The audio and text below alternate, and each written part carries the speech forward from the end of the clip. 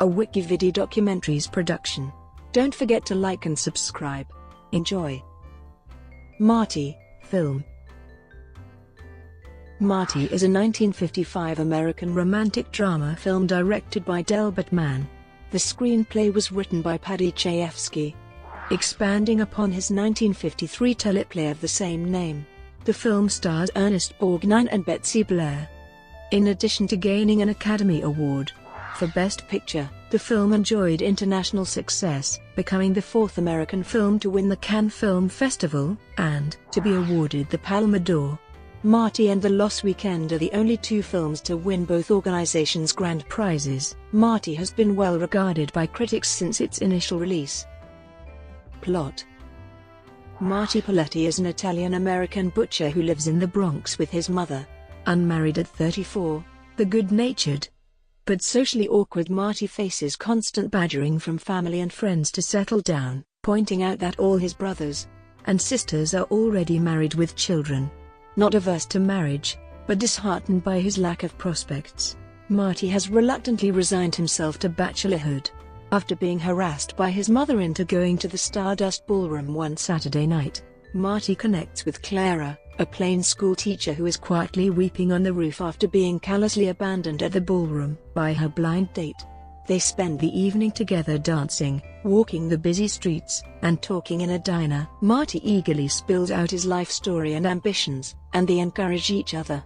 He brings Clara to his house, and they awkwardly express their mutual attraction, shortly before his mother returns.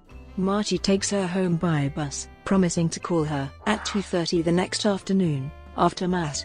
Overjoyed on his way back home, he punches the bus stop sign and weaves between the cars, looking for a cab instead. Meanwhile, his cranky, busybody widowed Aunt Catherine moves in to live with Marty and his mother. She warns his mother that Marty will soon marry and cast her aside. Fearing that Marty's romance could spell her abandonment, his mother belittles Clara. Marty's friends, with an undercurrent of envy, deride Clara for her plainness and try to convince him to forget her and to remain with them, unmarried, in their fading youth.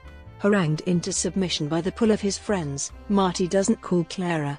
That night, back in the same lonely rut, Marty realizes that he is giving up a woman whom he not only likes, but who makes him happy. Over the objections of his friends, he dashes to a phone booth to call Clara, who is disconsolately watching television with her parents. When his friend asks what he's doing, Marty bursts out saying, Marty closes the phone booth's door when Clara answers the phone. In the last line of the film, he tentatively says, "Hello. Hello, Clara?" Production. For the film, Esther Minciotti, Augusta Scioli and Joe Mantell reprised their roles from the live television production. The screenplay changed the name of the Waverly Ballroom to the Stardust Ballroom. The film expanded the role of Clara, and subplots about Marty's career and his mother and her sister were added. Shooting for the film began on September 7, 1954, in the Bronx, and included many aspects of the borough into the film, such as Grand Concourse, Arthur Avenue, Gun Hill Road, White Plains Road, and several Bronx subway and elevated train lines, including the Concourse, 3rd Avenue, White Plains Road, and Jerome Avenue lines. On-set filming took place at Samuel Goldwyn Studios on November 1, 1954. Bronx native Jerry Orbach made his film debut in an uncredited role as a ballroom patron. Chayefsky had an uncredited cameo as Leo. The role of Clara was initially going to be reprised by actress Nancy Marchand, later of Lou Grant and The Sopranos fame, who had portrayed the character in the television version. However, actress Betsy Blair was interested in playing the role and lobbied hard for it. At the time, Blair, who was married to actor Gene Kelly, had been blacklisted due to her Marxist and communist sympathies. It was only through the lobbying of Kelly, who used his major star status and connections at MGM to pressure United Artists, that Blair got the role. Reportedly, Kelly threatened to pull out of the film It's Always Fair Weather if Blair did not get the role of Clara. Mann shot the film in 16 days plus an additional 3 days for retakes. Reception. Upon its premiere on April 11, 1955, Marty received overwhelmingly positive reviews from critics. Ronald Holloway of Variety wrote, If Marty is an example of the type of material that can be gleaned, then studio story editors better spend more time at home looking at television. Time described the film as wonderful. Luella Parsons enjoyed the film, although she felt that it would not likely be nominated for Oscars.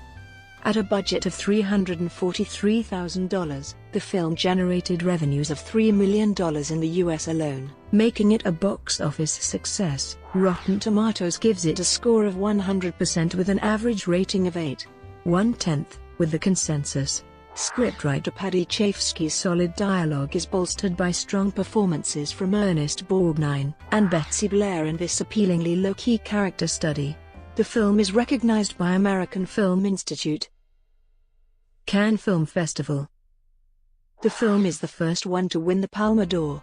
To date, Marty and The Lost Weekend are the only films ever to win both the Academy Award for Best Picture and the highest award at the Cannes Film Festival, which, beginning at the 1955 festival, replaced the Grand Prix du Festival International du Film as the highest award.